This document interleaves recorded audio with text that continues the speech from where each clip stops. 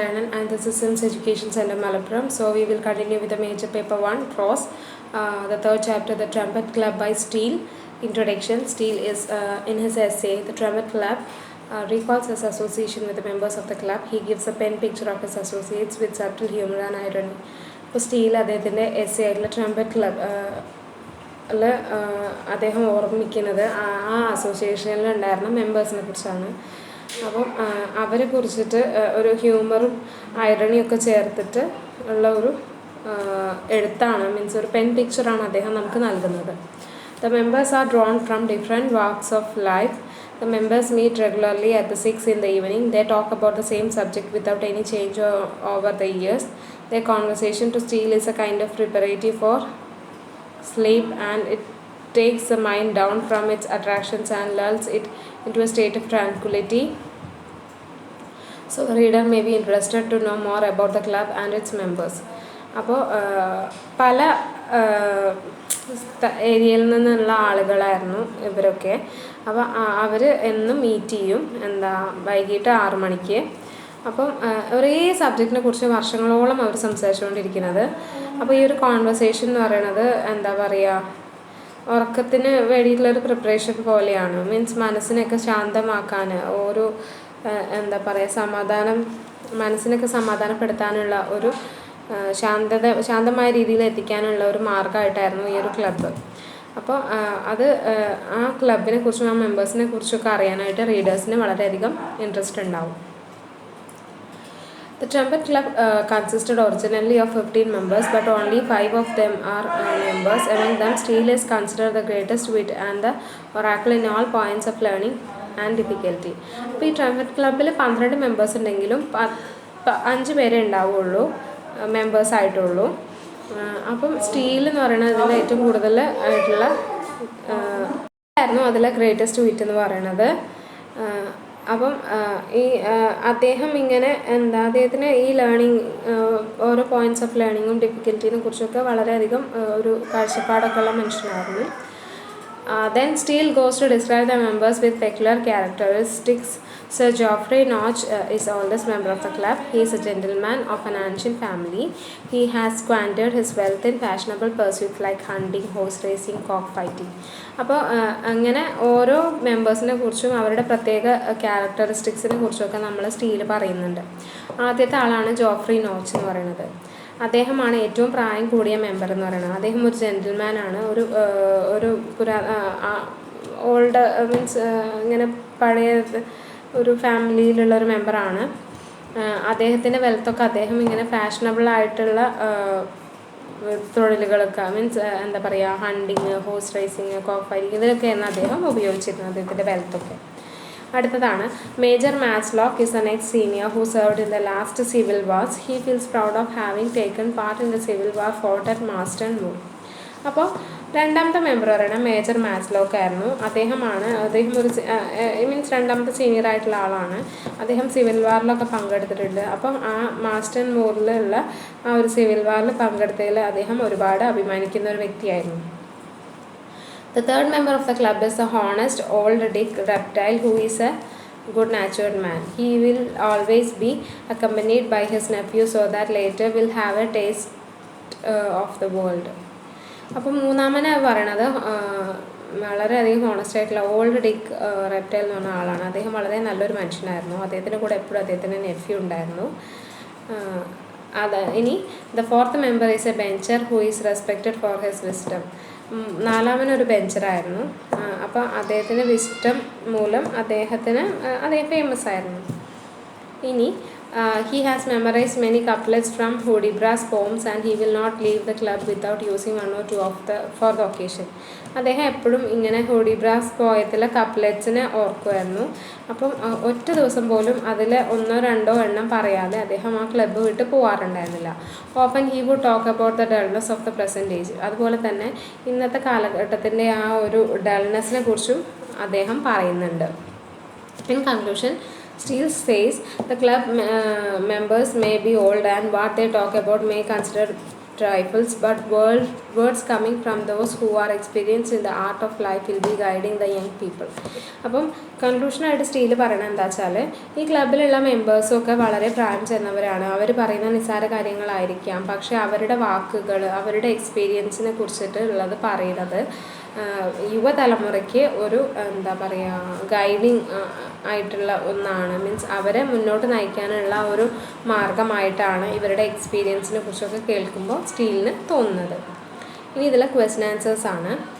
Give A brief account of the Forman of the trumpet club. അപ്പം ഈ trumpet ക്ലബിൻ്റെ മേൽനോട്ടക്കാരനെ കുറിച്ചൊരു അത് പറയാനാണ് പറയുന്നത്. Sir Joffrey notch was A Forman of chairman of the trumpet club. He was also the oldest member of the club. He was a gentleman of an ancient family. He had squandered his wealth in fashionable pursuits like hunting, horse racing and cockfighting. He was contemptuous of those who had not noble ancestry to boast of and who had become rich quickly.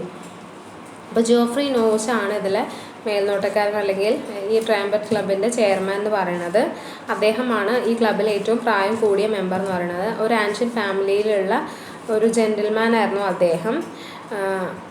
അദ്ദേഹത്തിൻ്റെ wealth, അദ്ദേഹത്തിൻ്റെ പണമൊക്കെ അദ്ദേഹം ചിലവഴിച്ചിരുന്നത് ഹണ്ടിങ്ങിനും horse റേസിങ്ങിനും coke ഫൈറ്റിങ്ങിനും ഒക്കെ ആയിരുന്നു. അദ്ദേഹം ഇങ്ങനെ Nobel ancestry ഉള്ള ആളുകളെ നിന്ദിക്കുമായിരുന്നു. അതുപോലെ തന്നെ പെട്ടെന്ന് പണക്കാരായവരെയൊക്കെ ഇങ്ങനെ എന്താ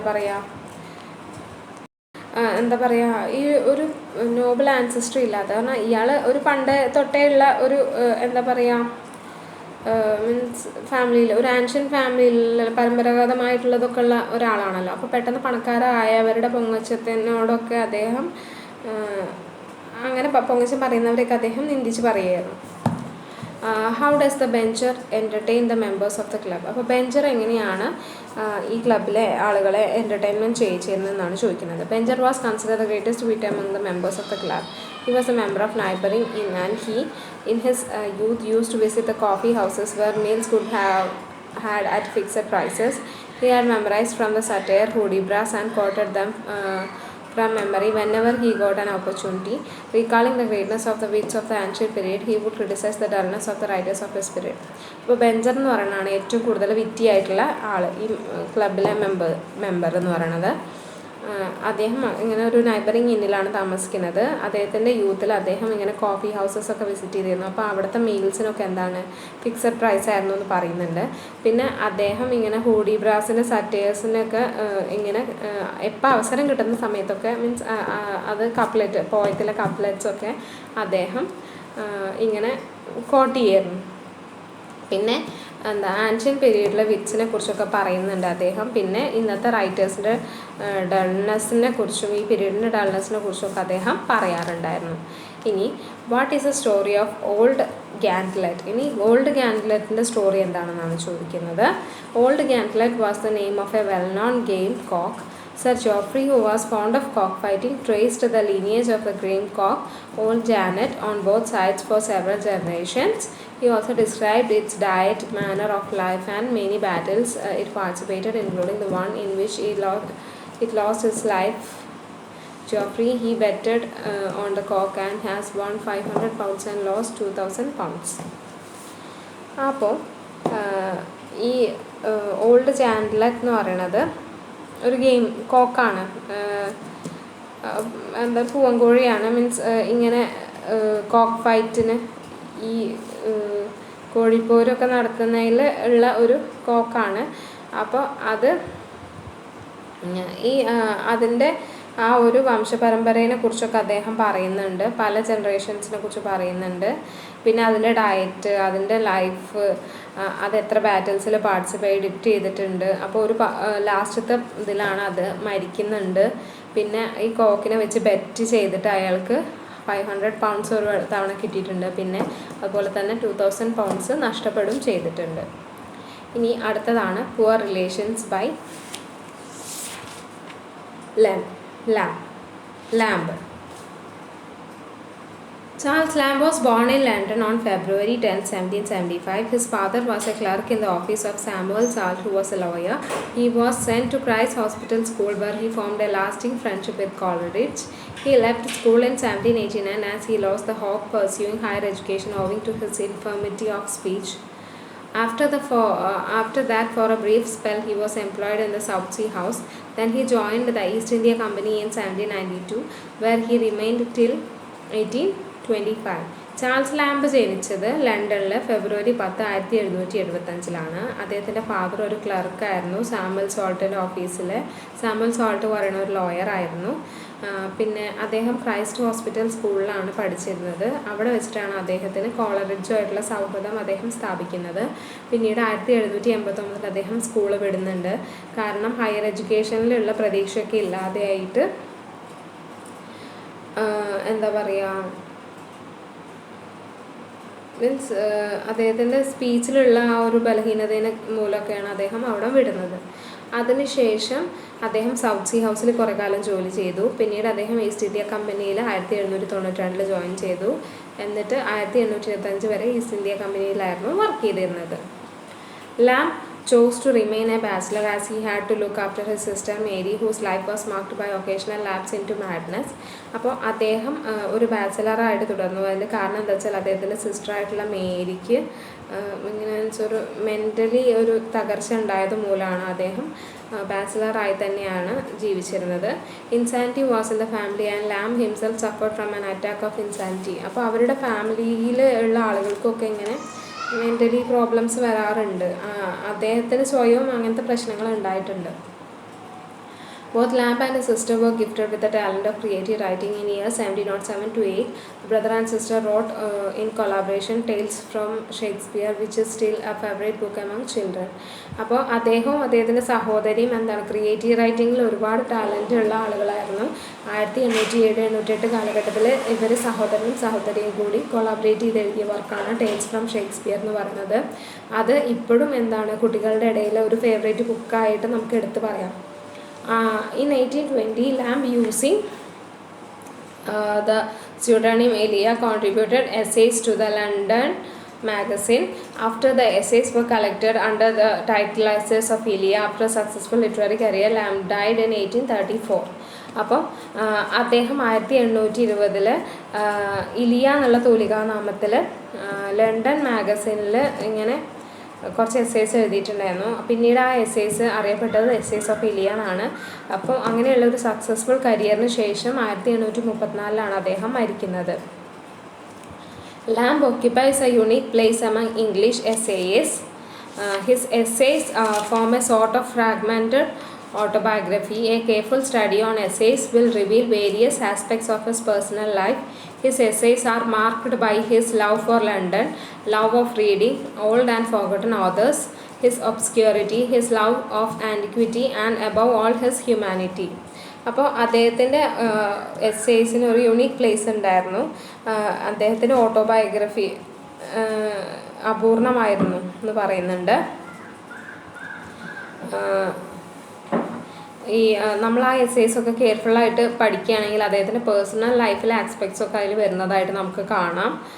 പിന്നെ അദ്ദേഹത്തിൻ്റെ എസ്സേയിൽ അദ്ദേഹത്തിന് ലണ്ടനോടുള്ള ഇഷ്ടം, വായനയോടുള്ള താല്പര്യം, ഇങ്ങനെ അതൊക്കെ നമുക്കതിൽ അവ്യക്തത, പിന്നെ അദ്ദേഹത്തിൻ്റെ പ്രണയത്തിനെ കുറിച്ചും അതുപോലെ തന്നെ പുരാതന കാലത്തെക്കുറിച്ചിട്ടുള്ള അവ്യക്തമായിട്ടുള്ള ചില കാര്യങ്ങളൊക്കെ നമുക്കതിൽ കാണാനായിട്ട് സാധിക്കും. അതുപോലെ തന്നെ അദ്ദേഹത്തിൻ്റെ മനുഷ്യത്വപരമായിട്ടുള്ള ഒരു ചിന്താഗതി ഉണ്ട് എന്നുള്ളതും അദ്ദേഹത്തിൻ്റെ എസ്സേസിലൂടെ നമുക്ക് കണ്ടുപിടിക്കാനായിട്ട് സാധിക്കും. The essay Poor Relations appeared in the London magazine in 1823. The name of Billet mentioned in the essay is fictitious, but it may have an indirect reference to an actual relation. This essay reveals his concern for the poor and those whose life remains as a mystery of many of us. ഈ poor relation എന്ന് പറഞ്ഞാൽ London മാഗസിനിൽ 1823 appeared ആയിട്ടുള്ളതാണ്. അദ്ദേഹത്തിൻ്റെ poor relation എന്നുള്ള essay London മാഗസിനിൽ 1823 വന്നത്. ഈ name billet എന്ന് പറയുന്നത് ഒരു ഫിക്ഷൻ ക്യാരക്ടറാണ്. പക്ഷേ ഒരു ആക്ച്വൽ റിലേഷനെ കുറിച്ചിട്ടുള്ള ഒരു ഇൻഡയറക്റ്റ് റെഫറൻസ് ആയിട്ട് അതിനെ നമുക്ക് തോന്നുന്നുണ്ട്. അതുപോലെ തന്നെ പുവറായിട്ടുള്ള ആളുകളോടുള്ള അദ്ദേഹത്തിൻ്റെ കൺസേണിനെ കുറിച്ചും അവരുടെ മിസ്റ്റീരിയസ് ലൈഫിനെ കുറിച്ചുമൊക്കെ അദ്ദേഹം നമുക്ക് പറഞ്ഞു തരുന്നുണ്ട്. ഇനി ഈ ഒരു പുവർ റിലേഷൻ്റെ സമ്മറിയാണ്.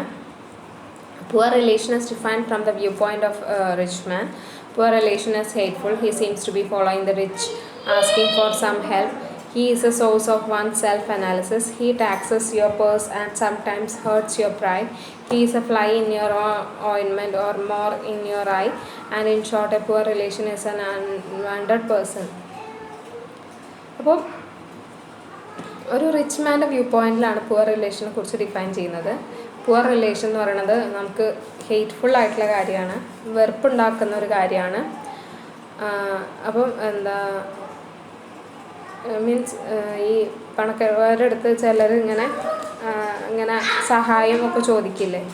അപ്പം അതെന്ന് പറയണത് ഒരു മനുഷ്യൻ്റെ സെൽഫ് അനാലിസിസിനെ കുറിച്ചിട്ടുള്ള അതിൻ്റെ ഒരു സോഴ്സ് ആണെന്ന് പറയുന്നുണ്ട്. പിന്നെ അയാൾ നിങ്ങളുടെ means taxes your purse and sometimes hertz your pride. നിങ്ങളുടെ പേഴ്സിന് ടാക്സ് നിങ്ങളുടെ പേഴ്സിന് ടാക്സ് ചുമത്തുക, അല്ലെങ്കിൽ നിങ്ങളുടെ അഹംഭാവത്തിന് ഹേർട്ട് ചെയ്യുക എന്നൊക്കെ പറയാം. നിങ്ങളുടെ ഓയിൻമെൻറ്റിലുള്ള ഒരു ഫ്ലൈ ആണ് അയാളെന്ന് പറയുന്നുണ്ട്. അതുപോലെ തന്നെ കണ്ണിലെ കരട് എന്നുള്ള പോലെയാണ് പറയണത്. അപ്പോൾ പുവർ റിലേഷൻ എന്ന് പറയുന്നത് ഒരു അൺവാണ്ടഡ് പേഴ്സൺ ആണെന്ന് പറയുന്നുണ്ട്. One can identify the poor relation from the way he knocks at the door. He drops in at dinner time and finds the table, so he is persuaded to stay. He comes on important days like birthdays. He may say he does not eat a particular item, but if persuaded he would eat it. He would make a strong impression on the servants by calling the host by his Christian name. He would do so in order to show his intimacy with the host. He would readily recall his association with the host's grandfather. His departure brings relief to the host.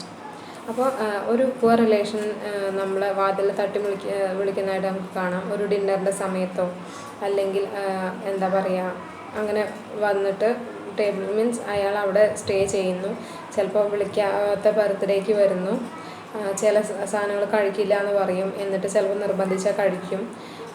പിന്നെ ഇങ്ങനെ ഈ ഹോസ്റ്റിന് means ആ ആതിഥേയനുമായിട്ട് ഭയങ്കര relation ഉണ്ടെന്ന് അറിയുന്ന അദ്ദേഹത്തിൻ്റെ Christian നെയിമൊക്കെ വിളിച്ചിട്ട് സംസാരിക്കും. അപ്പോൾ മറ്റുള്ളവരുടെ മുന്നിൽ കാണിക്കാനാണ് അയാൾ ആതിഥേയനുമായിട്ട് വളരെ ഇൻറ്റിമസി ഉള്ള ഒരാളാണെന്ന് കാണിക്കാനായിട്ടാണ്. പിന്നെ അദ്ദേഹത്തിൻ്റെ ഗ്രാൻഡ് ഫാദറുമായിട്ടുള്ള കണക്ഷനെ കുറിച്ച് മീൻസ് ആതിഥേയൻ്റെ ഗ്രാൻഡ് ഫാദറുമായിട്ട് ഈ വന്നിട്ടുള്ള പുവർ റിലേഷനിലുള്ള ആൾക്കുള്ള കണക്ഷനെ കുറിച്ച് പറയും. അപ്പോൾ ഇയാൾ പുറത്ത് പോകുന്നത് ആതിഥേയന് വളരെയധികം റിലീഫായിരിക്കും എന്ന് പറയുന്നുണ്ട്. The position of a female poor relation is even more pitiable. She is made to be humble, and so she realizes her inferior status. She has to call the servants and the housekeeper would patronize her. Lamb recalls his old classmate Fable, who was a poor relation. Even as a boy, he avoided the main roads because his blue uniform would betray his low status. Then he managed to go to Oxford. Then he threw himself among books so that no one moved to Oxford, and Fable decided to leave Oxford. There he threw himself among books and so that no one would bother about his status. His father, who was a painter, moved to Oxford, and Fable decided to leave Oxford. Lamb's father used to take food on Saturdays with one John Billett. He was grave and he spoke little. When he died, he left £5, 14 shillings and a penny, which was enough for a decent burial. And that shows even though he was a poor relation, he has his pride intact. അപ്പോൾ ഇവിടെ പറയണത് എന്താ വെച്ചാൽ ഒരു female poor relation എന്ന് പറഞ്ഞാൽ വളരെ pitiable ആണ് എന്ന് പറയുന്നുണ്ട്, ദയനീയാണെന്ന് പറയുന്നുണ്ട്. അപ്പോൾ അവൾ ഹമ്പിളായിരിക്കും, അവളുടെ ഇൻഫീരിയർ സ്റ്റാറ്റസിനെ കുറിച്ച് അവൾക്ക് അറിയായിരിക്കും. അവൾ സെർവൻറ്റിനെ വിളിക്കും, sir the housekeeper would patronise her. Housekeeper ആയിരിക്കും അവളുടെ രക്ഷാധികാരി എന്ന് പറയണത്. അപ്പം അദ്ദേഹത്തിൻ്റെ ഓൾഡ് ക്ലാസ്മേറ്റ് ആയിട്ടുള്ള ഫേവലിൻ്റെ അദ്ദേഹം ഒരു പുവർ റിലേഷനാണെന്ന് പറയുന്നുണ്ട്. അയാൾ മെയിൻ റോഡൊക്കെ അവോയ്ഡ് ചെയ്തിരുന്നു, അയാളെ ബ്ലൂ യൂണിഫോം കാണാതിരിക്കാൻ, അദ്ദേഹത്തിൻ്റെ ലോ സ്റ്റാറ്റസ് ആളുകൾ അറിയാതിരിക്കാൻ. പിന്നീട് അദ്ദേഹം ഓക്സ്ഫോർഡിൽ പോയി അവിടെ ബുക്കിൻ്റെ ഇടയിൽ പോകും. അപ്പോൾ അദ്ദേഹത്തിൻ്റെ സ്റ്റാറ്റസ് ആരും നോക്കില്ലല്ലോ. അപ്പം അതുപോലെ തന്നെ അദ്ദേഹത്തിൻ്റെ ഫാദർ പെയിൻറ്റർ ആയിരുന്നു. അദ്ദേഹം ഓക്സ്ഫോർഡിൽ നിന്ന് പോകാൻ തീരുമാനിച്ചു. അപ്പോൾ ഫേവലും ഓക്സ്ഫോർഡ് വിടാൻ തീരുമാനിച്ചു. അപ്പം ജോൺ ബില്ലറ്റിന് ഫുഡ് കൊണ്ടു കൊടുത്തിരുന്നത് അദ്ദേഹത്തിൻ്റെ ഫാദറായിരുന്നു, ലാമ്പിൻ്റെ ഫാദറായിരുന്നു. അപ്പം ഈ ജോൺ ബില്ലറ്റ് എന്ന് പറയുന്നത് അങ്ങനെ ഒരു വിനോദങ്ങളൊന്നും ഇല്ലാത്ത ഒരാളായിരുന്നു, കുറച്ചേ സംസാരിക്കുന്നുള്ളൂ. അദ്ദേഹം മരിച്ചപ്പോൾ അദ്ദേഹം 5 പൗണ്ടും 14 ഷില്ലിങ്ങും ഒരു പെന്നിയും വെച്ചിട്ടുണ്ടായിരുന്നു. അത് അദ്ദേഹത്തിൻ്റെ സംസ്കാര ചടങ്ങുകൾക്കൊക്കെ അത് മതിയായിരുന്നു. അത് ഇങ്ങനെ പുവർ റിലേഷനിലുള്ള ആളാണെങ്കിലും അയാൾക്ക് അയാളുടേതായിട്ടുള്ള ഒരു സ്വയം എന്നുള്ളത് ഉണ്ട് എന്നുള്ളത് ഇതിൽ നമുക്ക് മനസ്സിലാക്കാനായിട്ട് സാധിക്കും. ഇനി ഇതിലെ ക്വസ്റ്റ്യൻ ആൻസേഴ്സ് ആണ്. In what way according to Lamb is a poor relation a source of humiliation? Poor relation എന്ന് പറയുന്നത് ഒരു അപമാനമാണ് എന്ന് പറയുന്നതിൻ്റെ കാരണം എന്താണ്? Poor relation is defined from the standpoint of the rich. He is unwanted and considered an intruder and a leprous beggar. He drops in at the time of dinner, and if persuaded he will join the host. He will take the cheaper wine, but if he is pressed he will not mind taking claret.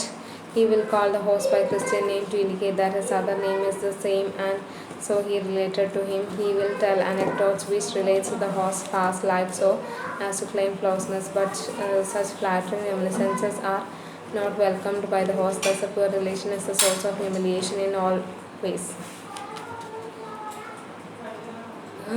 ഒരു എന്താ പറയുക, poor relation എന്ന് പറയുമ്പോൾ പണക്കാരുടെ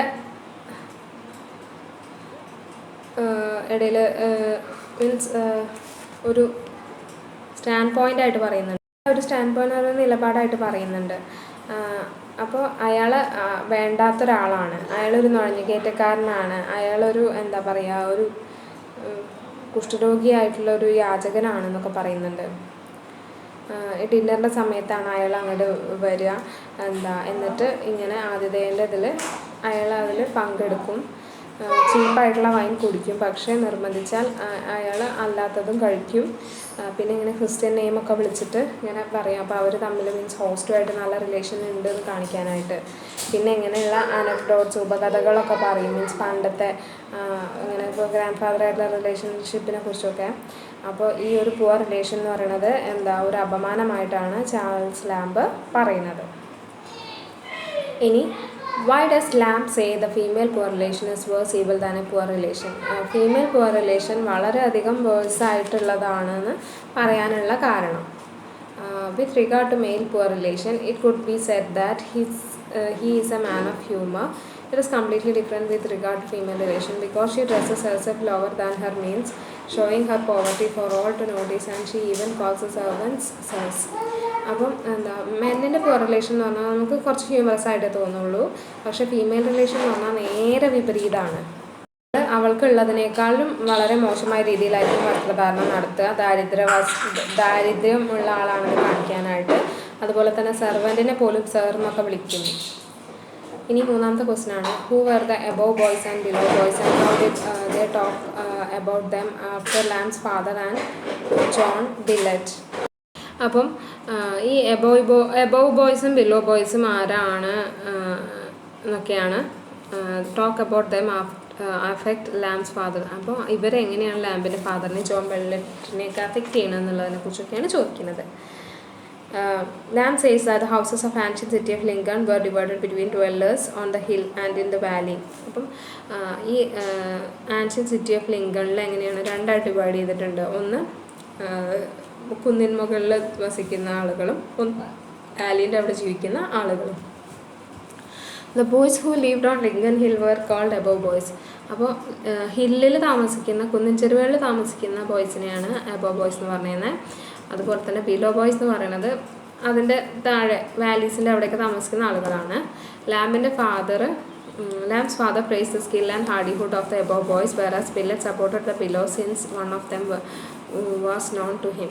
അപ്പോൾ ലാമ്പിൻ്റെ father ഇങ്ങനെ ഈ above ബോയ്സിനെ കുറിച്ച്, അവരുടെ സ്കില്ലിനെ കുറിച്ചും അവരുടെ കഷ്ടപ്പാട് ബുദ്ധിമുട്ടുകളെ കുറിച്ചും പറയുന്നുണ്ട്. പക്ഷേ ബില്ലറ്റ് സപ്പോർട്ട് ചെയ്യുന്നത് ബിലോ ബോയ്സിനെ ആയിരിക്കും, കാരണം അതിലൊരാളെ അയാൾക്ക് അറിയുന്നതുകൊണ്ട്. Why was another pudding substituted for the old one to entertain John Billett? John Billett and Lamb's father were fellow townsmen and went to the same school at Lincoln. He was a poor relation, but Lamb mistook him for a great man. He used to take his dinner with his father. One day when his aunt remarked the Billett should take more of the pudding as it was not often that he had the opportunity to eat pudding. Only then Lamb realized that Billett was a poor relation. അപ്പോൾ John billet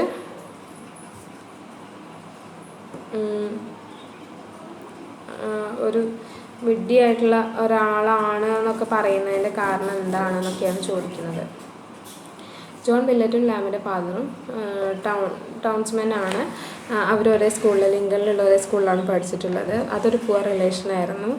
lamp അയാൾ ഒരു great മാൻ ആണെന്നാണ് ആദ്യം വിചാരിച്ചത് John billet. പിന്നീട് അയാളിങ്ങനെ ഡിന്നറിനൊക്കെ ഫാദറിൻ്റെ കൂടെ വരും. ഒരു ദിവസം അദ്ദേഹത്തിൻ്റെ ആൻറ്റി ബില്ലറ്റ് ഇങ്ങനെ കൂടുതലായിട്ട് പുഡിങ് കഴിക്കുന്നുണ്ട് എന്ന് പറയുന്നുണ്ട്.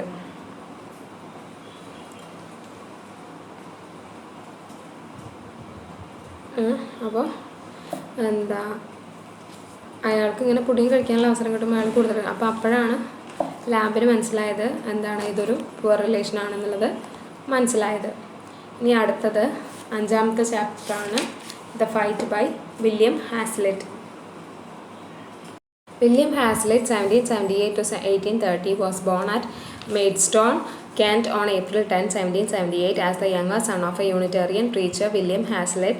His father wanted him to become a Unitarian minister, but he concentrated on social and political problems and later turned his attention to painting. He was closely associated with the well-known writers of his age. Some of his essays and sketches include characters of Shakespeare's plays, My First Acquaintance with Poets, Indian Jugglers, and The Fight. Clarity is the landmark of his writings. The essay The Fight was published in the New Monthly magazine in 1882. The essay gives an accurate picture of boxing match between Hickman and Neat. അപ്പോൾ William ഹാസ്ലിറ്റ് ജനിച്ചത് 1778 അദ്ദേഹം മരിക്കുന്നത് 1830 അദ്ദേഹം ജനിച്ചത് Maidstone കെൻറ്റിൽ ആണ്. അത് April 10, 1778 Unitarian പ്രീച്ചറായിട്ടുള്ള William ഹാസ്ലെറ്റിൻ്റെ ഇളയ മകനായിട്ടാണ് അദ്ദേഹം ജനിച്ചത്. അദ്ദേഹത്തിൻ്റെ ഫാദറിന് അദ്ദേഹത്തിന് ഒരു യൂണിറ്റേറിയൻ മിനിസ്റ്റർ ആക്കാനായിരുന്നു താല്പര്യം. പക്ഷേ അദ്ദേഹം കൂടുതലായിട്ട് സോഷ്യൽ പൊളിറ്റിക്കൽ പ്രോബ്ലംസിലാണ് കോൺസെൻട്രേറ്റ് ചെയ്തതെന്ന്. പിന്നീട് അദ്ദേഹത്തിന് താല്പര്യം പെയിൻറ്റിങ്ങിലേക്ക് മാറി. അദ്ദേഹം ഇങ്ങനെ ആ കാലഘട്ടത്തിലെ പ്രശസ്തരായ എഴുത്തുകാരുമായിട്ടൊക്കെ വളരെ റിലേഷൻസ് ഉണ്ടായിരുന്നു. അദ്ദേഹത്തിന് നല്ല റിലേഷൻസ് ഉണ്ടായിരുന്നു. അതുപോലെ തന്നെ അദ്ദേഹത്തിൻ്റെ കുറച്ച് എസ്സേസാണ് characters of Shakespeare's plays, my first acquaintance with poets, Indian jugglers, fight ഒക്കെ. അപ്പോൾ അദ്ദേഹത്തിൻ്റെ റൈറ്റിങ്സിൻ്റെ പ്രത്യേകത എന്ന് പറയുന്നത് ക്ലാരിറ്റി ആയിരുന്നു. അദ്ദേഹത്തിൻ്റെ എസ്സേ ആയിട്ടുള്ള ഫൈറ്റ് പബ്ലിഷ് ചെയ്തത് ന്യൂ മന്ത്ലി മാഗസിനിൽ 1882 അദ്ദേഹത്തിൻ്റെ ഈ ഒരു എസ്സേയിൽ ഹിക്മാനും നീറ്റും തമ്മിലുള്ള ബോക്സിങ്ങിനെ കുറിച്ചിട്ടൊരു ക്ലിയർ കട്ട് പിക്ചർ നമുക്ക് തരുന്നുണ്ട്. ഇനി ഇതിൻ്റെ സമ്മറിയാണ്. Once Hazlitt went to witness a boxing match. The match was arranged between the gasman and Bill Neat. അപ്പോൾ ഹാസ്ലിറ്റ് ഒരു ദിവസം ഒരു ബോക്സിംഗ് മാച്ച് കാണാനായിട്ട് പോയി. ആ ബോക്സിംഗ് മാച്ച് ഗ്യാസ്മാനും ബിൽ നീറ്റിൻ്റെയും ഇടയിൽ നടന്നുകൊണ്ടിരുന്ന ബോക്സിംഗ് ആയിരുന്നു. People from remote places descended upon the place to watch the fight. It was a bright morning and the fight was scheduled to begin in the afternoon. അപ്പോൾ ഒരുപാട് ദൂരെയുള്ള ഉൾപ്രദേശങ്ങളിൽ നിന്ന് പോലും ഒരുപാട് ആളുകൾ അങ്ങോട്ട് ഈ ഒരു ഫൈറ്റ് കാണാനായിട്ട് ഒഴുകിയെത്തിയിട്ടുണ്ടായിരുന്നു. അന്നൊരു വളരെ ബ്രൈറ്റ് ആയിട്ടുള്ളൊരു മോർണിംഗ് ആയിരുന്നു. പക്ഷേ ഫൈറ്റ് സ്റ്റാർട്ട് ചെയ്തത് ആഫ്റ്റർനൂണിലാണ്, ഷെഡ്യൂൾ ചെയ്തത് ആഫ്റ്റർനൂണിലാണ്. The fight between the gasman and Bill Neat drew vast crowds because they were considered heroes in the ring. Among the crowd, there was fashionable people who had come from London. There were also poor people who had come to witness the match. അപ്പോൾ ഈ ഗ്യാസ്മാൻ്റെയും ബില്ലിൻ്റെയും fight കാണാനായിട്ട് ഒരുപാട് ആളുകൾ വന്നിട്ടുണ്ടായിരുന്നു. കാരണം ആ റിങ്ങിൽ ആ ഒരു ഇതിൻ്റെ ഉള്ളിലെ ഹീറോസായിട്ടാണ് അവരെ കണക്കാക്കിയിരുന്നത്. അപ്പം ലണ്ടനിൽ നിന്നുള്ള ഒരുപാട് ഫാഷനബിൾ പീപ്പിളും അതുപോലെ തന്നെ സാധാരണക്കാരായ ആളുകളും ഈ ഒരു മാച്ച് കാണാനായിട്ട് എത്തിയിട്ടുണ്ടായിരുന്നു. Bill Neat entered the ring first. He was confident that he would win. He was very modest. Thomas Hickman, the gasman, entered next. Their outer garment was removed and both of them were ready to fight. The gasman looked like Ajas in the Trojan War. Hickman resembled the bravest Greek prince Diomedes. അപ്പോൾ bill നെയ്റ്റ് ആണ് ആദ്യം റിങ്ങിൽ വന്നത്. അദ്ദേഹം വളരെ confident ആയിരുന്നു, ജയിക്കും എന്നുള്ളൊരു വിശ്വാസം അദ്ദേഹത്തിനുണ്ടായിരുന്നു. പിന്നെ രണ്ടാമത് വന്നത് തോമസ് ഹിക്മാൻ, ഗ്യാസ്മാൻ എന്ന് അറിയപ്പെടുന്ന തോമസ് ഹിക്മാൻ ആയിരുന്നു. അവരുടെ ഔട്ടർ ഗാർമെൻറ്റ്സ് ഒക്കെ ഒഴിവാക്കി അവർ ഫൈറ്റിനായിട്ട് റെഡി ആയിരുന്നു. ഗ്യാസ്മാനെ കണ്ടു കഴിഞ്ഞാൽ ട്രോജൻ വാറിലുള്ള അജാസിനെ പോലെ തോന്നും. അതുപോലെ തന്നെ ഹിക്മാനെ കണ്ടു കഴിഞ്ഞാൽ ഗ്രീക്ക് പ്രിൻസ് ആയിട്ടുള്ള ഡയോമെഡ്സിൻ്റെ പോലെയും തോന്നും എന്നാണ് പറയുന്നത് അദ്ദേഹം. They tossed up for the sun and the gasman won. Then they shook hands and the fight start. അപ്പോൾ അങ്ങനെ ടോസൊക്കെ ഇട്ടിട്ട് ഗ്യാസ്മാൻ ആണ് ജയിച്ചത്. അങ്ങനെ അവർ ഫൈറ്റ് സ്റ്റാർട്ട് ചെയ്തു. In the first round, the gasman flew at his adversary like tiger and struck Neat, who fell. Neat seemed like a lifeless lump of flesh and bone. They met again. Neat was cautious. Then they struck mutually and fell, but without advantage on either side. It was the same in the next round. അപ്പോൾ ആദ്യത്തെ റൗണ്ടിൽ ഗ്യാസ്മാൻ അദ്ദേഹത്തിൻ്റെ എതിരാളിൻ്റെ മേലൊരു ടൈഗറിൻ്റെ പോലെ ചാടി വീണു. അപ്പോൾ NEET വീണു. പിന്നെ എന്താണ്, നീറ്റിനെ കണ്ടു കഴിഞ്ഞാൽ ജീവനില്ലാത്തൊരു മാംസപിണ്ഡത്തിൻ്റെ പോലെ ആണ് തോന്നിയിരുന്നത്. പിന്നീട് അവർ പിന്നെയും ഫൈറ്റ് തുടങ്ങി. അപ്പം നീറ്റിനെ കണ്ടു കഴിഞ്ഞാൽ നീറ്റ് വളരെ ജാഗ്രതയോട് കൂടിയായിരുന്നു നിന്നിരുന്നത്. പക്ഷെ അവർ പരസ്പരം അങ്ങോട്ടും ഇങ്ങോട്ടും അടിച്ചു. Fell without advantage on either side. അപ്പോൾ എന്താണ്, പരസ്പരം അടി ഉണ്ടാക്കി, പക്ഷേ ആരും ജയിക്കാത്തൊരവസ്ഥയിലെത്തി. അതേപോലെ തന്നെ അടുത്ത റൗണ്ടിൽ സംഭവിച്ചത്. In the ensuing fight, the gasman aimed a mortal blow at the enemy's neck with his right hand. Neat gave a tremendous blow on the cheekbone and eyebrow of the gasman. Hickman's face became swollen and covered with blood. He got up and grinned a ghastly smile. After 1 or 2 rounds, his strength had become weakened, so it was easier for Neat to knock him. After the half-minute break, they seemed to have recovered completely and started the fight. Finally, Neat made a tremendous lunge at Hickman and hit him full in the face. The gasman fell back, throwing his hands in the air. In the 18th round, it was declared that the fight was over and it was the winner. When the gasman came to himself, he asked his friend whether he has lost the battle. His friend Jackson whispered to him he had lost the battle. His friend Jackson whispered to him that he had lost. Finally, Neat went and shook hands with Hickman. അപ്പം ഈ ഗ്യാസ്മാൻ എന്താ ചെയ്തു, തുടർന്നുള്ള അടിയിൽ ഗ്യാസ്മാൻ എന്ത് ചെയ്തു, ഒരു മാരകമായ ബ്ലോ അദ്ദേഹത്തിൻ്റെ എനിമി ആയിട്ടുള്ള ആളുടെ മേൽ, നീറ്റിൻ്റെ മേൽ കൊടുത്തു. അപ്പോൾ നീറ്റിന് ആ അടി കിട്ടിയിട്ട് മീൻസ് ഇയാളുടെ ഗ്യാസ്മാൻ്റെ ഐബ്രോയിലും ചീക്ക് ബോണിലും ഒരു ഇടി കൊടുത്തു.